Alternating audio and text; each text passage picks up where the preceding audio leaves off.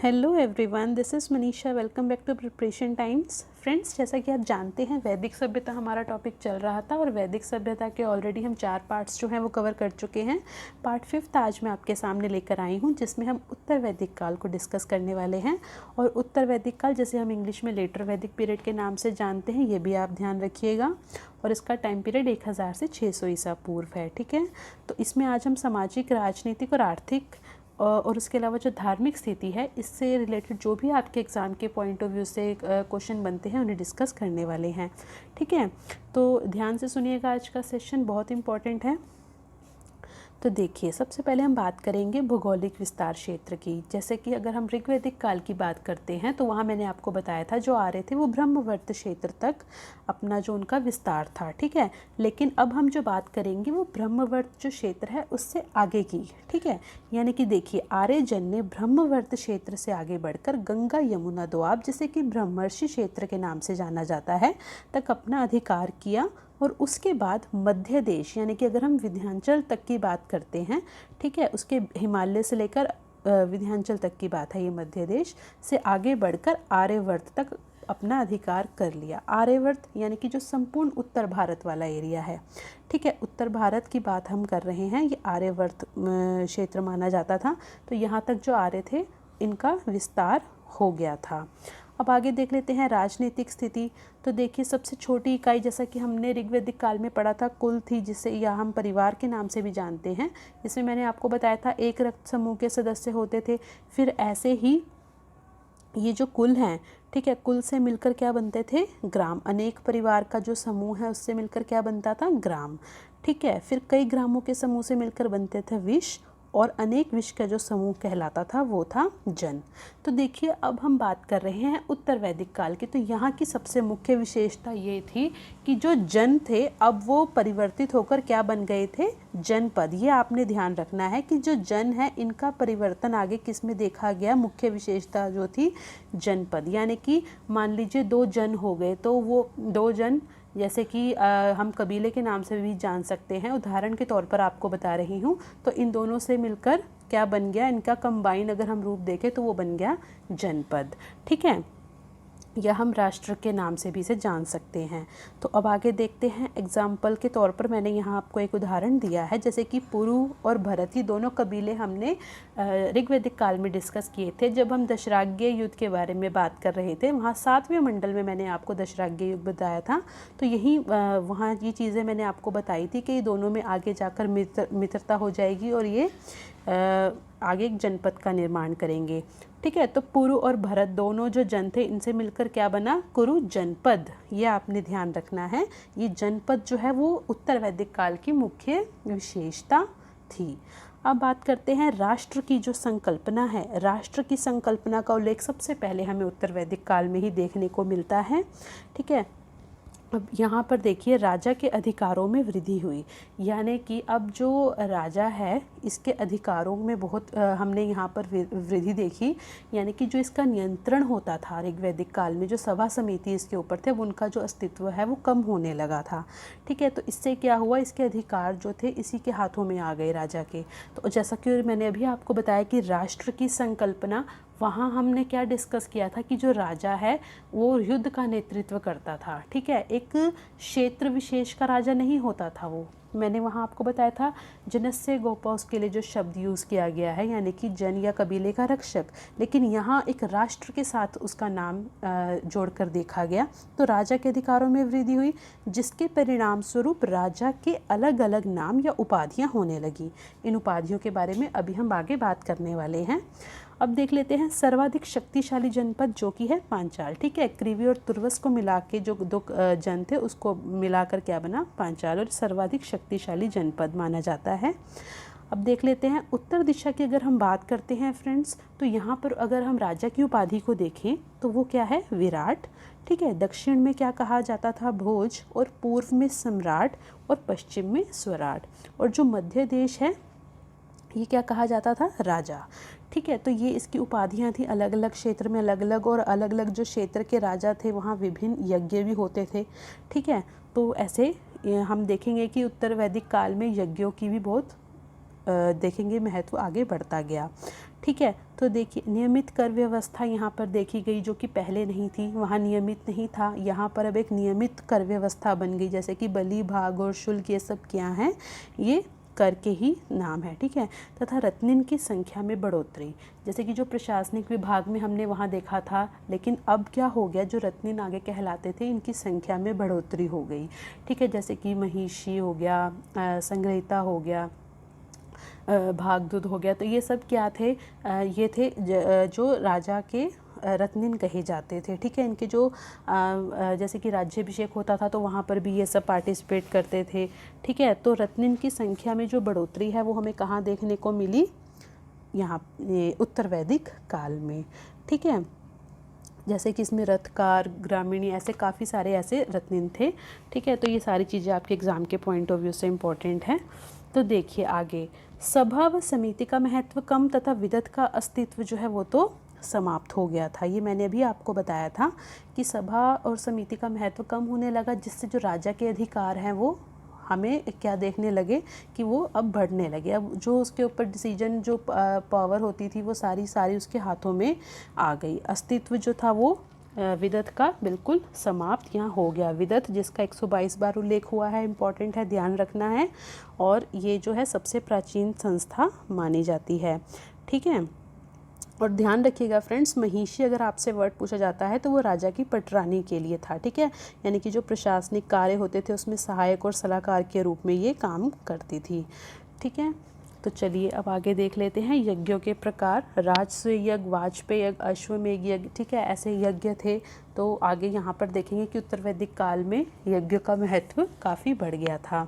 सामाजिक स्थिति पर आते हैं तो समाज का आधार क्या था, परिवार। ठीक है। पितृसत्तात्मक समाज, संयुक्त परिवार तो था जैसा कि हमने ऋग्वैदिक काल में भी देखा, किंतु परिवार के रचनात्मक ढंग में परिवर्तन। ध्यान रखिएगा वर्ड रचनात्मक ढंग की मैं बात कर रही हूँ यहाँ। जैसे कि यहाँ पर साइज़ देखा जाए अगर फैमिली का, जैसे कि माना जाता है 3 या 4 पीढ़ी के लोग एक साथ परिवार में रहते थे।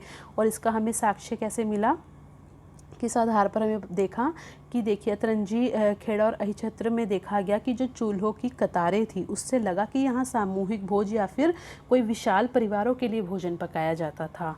ठीक है। आगे देख लेते हैं, वर्ण व्यवस्था में बदलाव आ गया, अब कठोर हो गया था। ठीक है। पहले जैसे कि हमने देखा, पहले नहीं था कठोर वर्ण व्यवस्था, लेकिन अब उत्तर वैदिक काल में वर्ण व्यवस्था भी कठोर हो गई। यज्ञों के अनुष्ठान के कारण ब्राह्मणों की शक्ति में वृद्धि हो गई। ठीक है। तो यहाँ पर जो सबसे ज़्यादा आगे थे वो कौन थे, ब्राह्मण। ब्राह्मणों की शक्ति में बहुत वृद्धि देखने को मिली। ब्राह्मण, क्षत्रिय व वैश्य का उपनयन संस्कार होता था, यानी कि जो शिक्षा प्राप्त करने का अधिकार है वो ब्राह्मण, क्षत्रिय, वैश्य को था। और जो शूद्र है, जो चौथा वर्ण है, उसे वंचित रखा जाता था। और अगर आपसे द्विज पूछा जाए कि द्विज में किन किन का नाम आता है, तो ब्राह्मण, क्षत्रिय, वैश्य, ठीक है, ये द्विज कहलाते थे। स्त्रियों की स्थिति में ऋग्वैदिक काल की तुलना में गिरावट देखने को मिली। ठीक है। जो अगर हम देखें वहाँ स्थिति बहुत सम्मानजनक थी, लेकिन अब उसकी तुलना में ये कम हो गई। जैसे कि उपनयन संस्कार बंद हो गया, संपत्ति के अधिकार से तो अभी भी वंचित ही हैं। ठीक है। अब शिक्षा नहीं प्राप्त कर सकती थी जो स्त्री थी। नियोग प्रथा, ये मैं आपको ऑलरेडी बता चुकी हूँ, जिसमें देवर के साथ विवाह किया जाता था और उससे उत्पन्न जो संतान होती थी उसे क्षेत्रज कहा जाता था। बहु विवाह, बाल विवाह, ये सब का प्रचलन हो गया। ठीक है। विदुषी महिलाएं, ध्यान रखिएगा, गार्गी, मैत्रेयी, ठीक है, और कात्यायनी आदि, ऐसे और भी विदुषी महिलाएं थी। तो ये भी आपने ध्यान रखना है उत्तर वैदिक काल के बारे में। और फ्रेंड्स कहा जाता है कि आगे देखेंगे, जैसे कि हम कुछ ब्राह्मण ग्रंथ हैं, ये मैंने आपको ऑलरेडी पहले भी बताए हैं। तो अगर हम मैत्रेय ब्राह्मण की बात करें तो इसमें स्त्री को समस्त दुखों का कारण बताया गया है। ठीक है। और मैत्रायणी संहिता में ध्यान रखना है आपको, स्त्री को शराब, जुआ व विष के समान एक बुराई बताया है। शतपथ ब्राह्मण में पत्नी के लिए अर्धांगिनी शब्द का प्रयोग देखने को मिलता है। ठीक है। तो इससे पता चलता है कि स्त्री की स्थिति अगर गिरावट देखने को मिली तो वो बहुत ज़्यादा भी नहीं थी, क्योंकि यहाँ पर अभी भी उसको एक शब्द जो दिया गया, जो उसकी विशेषता, यहाँ पर उसका स्टेटस बता रहा है कि अभी कुछ हद तक स्त्री को दर्जा दिया जाता था, जो कि जैसे कि अर्धांगिनी शब्द का उसके लिए प्रयोग किया गया। आपसे पूछा जाता है कि किस ब्राह्मण ग्रंथ में ये सब कहा गया है, तो ध्यान रखना है शतपथ ब्राह्मण में बताया गया है ये। ठीक है। गोत्र प्रथा की शुरुआत हुई, किंतु गोत्र शब्द का उल्लेख ऋग्वेद में मिलता है। ध्यान रखना है, अगर आपसे गोत्र प्रथा पूछी जाती है तो वो क्या है, वो है उत्तर वैदिक काल का संबंध है इससे, ठीक है। लेकिन अगर गोत्र शब्द पूछा जाता है तो उसका उल्लेख ऋग्वेद में हमें मिलता है, ठीक है। यहाँ पर अब गोत्र जो है इसका आगे बिल्कुल मीनिंग ही अलग हो गया उत्तर वैदिक काल में। पहले गोधन से रिलेटेड इसका मीनिंग होता था, ठीक है, जहाँ पर जैसे कि एक जन के लोग कह सकते हैं आप, ठीक है, वो गोधन को एकत्र करते थे या वहाँ पर ही उनको पाला जाता था। लेकिन आगे चलकर ये जो गोत्र है ये एक ऐसे वे में देखा गया कि जैसे कि एक गोत्र का हम जैसे कि विवाह की स्थिति में अगर हम देखते हैं तो अलग गोत्र में जैसे कि विवाह के बारे में बताया गया है ना, तो सेम गोत्र में शादी नहीं हो सकती, ऐसी चीज़ें आगे गोत्र शब्द का जो मीनिंग आगे उत्तर वैदिक काल में बदल गया, ठीक है। तो अगर देखें मनोरंजन की अगर हम बात करते हैं तो पासा, शतरंज, सुरापान आदि ये सब। तो अब भोजन की बात करें तो शाकाहारी मांसाहारी दोनों थे। परिवर्तन क्या हुआ कि यहाँ पर नमक, चावल, मछली का भी यूज़ देखा गया। 8 प्रकार के विवाह आपने ध्यान रखने हैं, ठीक है। ब्रह्म विवाह, ठीक है, दैव विवाह, आर्य विवाह, प्रजापत्य विवाह, असुर विवाह, गंधर्व विवाह, राक्षस विवाह, पिशाच विवाह। जिसमें से स्टार्टिंग के 4 विवाह हैं ये आपने ध्यान रखने हैं, ये मान्य थे, मतलब 4 विवाह जो हैं स्टार्टिंग के ब्राह्मणों के लिए मान्य माने जाते थे और ये एक अच्छे उसमें गिने जाते थे। लेकिन जो बाकी के 4 हैं, ये जो 4 विवाह हैं बाकी के, ये निंदनीय माने जाते थे। अगर प्रशंसनीय देखें तो स्टार्टिंग के 4, जैसे कि ब्रह्म विवाह है, इसमें क्या होता था, समान वर्ण में विवाह। दैव विवाह में यज्ञ जो कर्म करने वाले जो यज्ञ करते थे उनके साथ विवाह किया जाता था। आर्य विवाह में गाय का दान जैसे साथ किया जाता था। प्रजापत्य विवाह में बिना लेन देन के विवाह होता था। असुर विवाह की अगर हम बात करते हैं तो इसमें क्या होता था, कन्या को उसके माता पिता से खरीद या फिर हम कहीं बेच दिया जाता था। इस तरह से हम शब्द यूज़ कर सकते हैं कि आप ज़्यादा से समझ सकते हैं कि इसे माता पिता से खरीद लिया जाता था, ठीक है। गंधर्व विवाह ये प्रेम विवाह का एक सूचक है। राक्षस विवाह की अगर हम बात करते हैं तो यहाँ पर क्या होता था, जैसे कि इच्छा के विरुद्ध, यानी कि जैसे कि कोई पराजित होता था राजा तो उसकी जो वाइफ होती थी या फिर हम कहें जो उसकी पुत्री उसका ऐसे उससे शादी कर ली जाती थी। और आता है पिशाच विवाह जो कि विश्वासघात के द्वारा किया जाता था, ठीक है। तो वैसे आपने ध्यान रखना है कि कितने विवाह के बारे में बताया गया है, 8 प्रकार के जो विवाह हैं। आश्रम व्यवस्था की बात करें तो उत्तर वैदिक ग्रंथों में केवल 3 आश्रमों का उल्लेख है, लेकिन सर्वप्रथम जाबालोपनिषद में 4 आश्रमों का उल्लेख मिलता है। ये 3 आश्रमों की जो बात है छांदोग्य उपनिषद में की गई है, ठीक है। 4 आश्रम ध्यान रखने हैं आपने। ब्रह्मचर्य आश्रम, ठीक है, ये 25 वर्ष तक था। गृहस्थ आश्रम 25 से 50 वर्ष तक। फिर आगे आता है वानप्रस्थ आश्रम 50 से 75 वर्ष तक। संन्यास आश्रम जो है 75 से 100 वर्ष तक की जो एज होती थी उसमें होता था, ठीक है। तो एक तो ये चीज़ आपने ध्यान रखनी है कि अब देख लेते हैं इसमें जो सबसे विशेष, अगर मैं आपको बात बताऊं कि सबसे आश्रमों में श्रेष्ठ कौन सा था तो वो आपने ध्यान रखना है गृहस्थ आश्रम, ठीक है। ये यहाँ पर क्यों इसे श्रेष्ठ कहा गया है, एक तो चीज़ आपने ध्यान रखनी है कि ये सबसे एक तो श्रेष्ठ माना गया और इसमें जो त्रिऋण है इससे मुक्ति की बात की गई है। जैसे कि 3 ऋण कौन से हैं, एक तो ऋषि ऋण, ठीक है, फिर दूसरा पितृ ऋण और तीसरा है देव ऋण। ऋषि ऋण में क्या हो गया, जैसे कि वैदिक ग्रंथों का अध्ययन होता था। पितृ ऋण में पुत्र की जैसे उत्पत्ति या कहे संतान की उत्पत्ति। देव ऋण में यज्ञ करवाया जाता था, ठीक है। तो गृहस्थ आश्रम जो है सबसे श्रेष्ठ बताया गया। आपसे एग्जाम में ये क्वेश्चन बनता है कि 4 आश्रम जो हैं वो सबसे श्रेष्ठ कौन सा है, गृहस्थ आश्रम, ठीक है। और दूसरी चीज़, ये जो 3 अगर हम बात करें आश्रमों का उल्लेख है तो वो कौन से उपनिषद में है, छांदोग्य में। और वैसे चारों का किस में उल्लेख अगर हम देखें बात करें तो जाबालोपनिषद में, ठीक है। आई होप क्लियर हो गया होगा यहाँ तक। तो उत्तर वैदिक काल में आश्रम व्यवस्था स्थापित हुई और आश्रम का क्या अर्थ होता है, वैसे श्रम करने के बाद विश्राम करना, ठीक है। तो ये सारी चीज़ें क्लियर हो गई। अब आगे देख लेते हैं हम आर्थिक स्थिति। मुख्य व्यवसाय कृषि हो गया, पहले पशुपालन था मैंने आपको बताया, तो कृषि होने से यहाँ स्थायी जीवन की भी शुरुआत हो गई। तो प्रमुख कारण देखें तो इसका क्या, लोहे का जो प्रयोग हो गया। लोहे के साक्ष्य कहाँ से मिले हैं, 1000 ईसा पूर्व एटा जिला जो उत्तर प्रदेश है में तरंजी खेड़ा से पूछा जा सकता है आपसे, ठीक है। और उत्तर वैदिक काल में सबसे जो विशेषता मानी जाती है खास वो यही है, लोहे का जो ज्ञान अब हो गया था। प्रमुख फसलों के प्राचीन नाम आपसे पूछे जा सकते हैं, जैसे कि ब्रीही तंदुल चावल को कहा जाता था, गोधूम गेहूं को, ठीक है, शारिशा का सरसों, उम्पा अलसी, इच्छु गन्ना, माश उड़द। और सूदखोर जो है, ठीक है, शतपथ ब्राह्मण में से कुसीदीन कहा गया है और ऋग्वेद में से वेकनाट कहा गया है, तो ये भी आपने ध्यान रखना है। अथर्ववेद में नहरों को क्या कहा गया है, कुल्या। ये आपसे पूछा जा सकता है, इम्पॉर्टेंट है, ये ध्यान रखना है, इसकी भी यानी कि नहरों की भी चर्चा हुई है। अयस के साथ कृष्ण या फिर हम कहें श्याम का विशेषण शब्द जोड़ा गया। अयस की अगर हम बात करते हैं तो वैसे तो इसका मीनिंग क्या था, कांसा, ठीक है। वैसे अगर आपसे इसका मीनिंग पूछा जाए तो क्या ये धातु अगर हम सोच सकते हैं तो वो थी तांबा, या फिर कहें हम कांसा। कांसा ही आप वैसे ज़्यादा ध्यान रखिएगा, ठीक है। और इस काल में हाथी और बाघ इनका भी ज्ञान हो गया था। हाथी और बाघ का ज्ञान कहाँ हुआ था, उत्तर वैदिक काल में, जबकि ऋग्वैदिक काल में हमने पढ़ा था कि वहाँ पर इनका ज्ञान जो था नहीं था। धार्मिक स्थिति में फ्रेंड्स यज्ञ और कर्म कांड में वृद्धि हो गई। प्रमुख देवता जो हैं वो प्रजापति जो कि सृजन के देवता माने जाने लगे, जबकि पहले हमने पढ़ा था इंद्र, लेकिन यहाँ जो है प्रमुख देवता प्रजापति थे।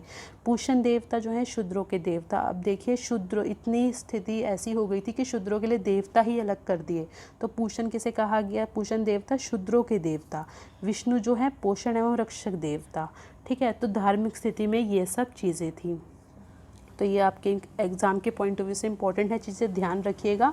और एक चीज़ मैं आपको और बता दूं कि आपके एग्ज़ाम में कुछ जैसे कि आगे के क्वेश्चन पूछे जाते हैं, प्रमुख दर्शन और उनके प्रवर्तक। अब ये दर्शन क्या है, दर्शन में आपसे पूछा जाता है, जैसे कि अगर मैं दर्शन का आपको वैसे अगर मीनिंग बताऊँ तो जो जीवन की अगर हम बात करें, जो परम सत्य है, ठीक है, उसके पीछे जो कारण है उनकी विवेचना की गई है, यथार्थ के पीछे की बात की गई है, यथार्थ के लिए जो कारण, जैसे कि अब यहाँ पर हम देखेंगे दर्शन की अगर हम बात करते हैं तो इसमें क्या बातें की गई हैं। वैसे तो आपके एग्ज़ाम में ये पूछा जाता है कि कोई दर्शन अगर आपसे पूछ लिया गया तो उसके प्रवर्तक का नाम आपसे पूछा जाता है, ज़्यादातर तो आपका क्वेश्चन यही बनता है एग्ज़ाम में।